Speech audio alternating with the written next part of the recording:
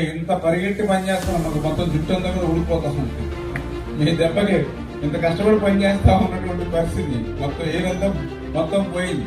అంటే ఇప్పుడు ఈ రకంగా ఇన్ని బాధలు, ఇన్ని కష్టాలు, ఇన్ని శ్రమ పడుతూ ఉన్నాం. మీరు కూడా అర్థం చేసుకుని ఇవన్నీ ఎందుకు చెప్తున్నాను అంటే ఇందాక కూడా చెప్పారు మిత్రులు, మొన్ననే శనివారం ఆదివారం ఆదివారం కూడా ఇక్కడే ఉన్నాం, ఇక్కడే పనులు చేసుకున్నాం, శంకుస్థాపన చేస్తాం, మీటింగ్లు పెట్టుకున్నాం.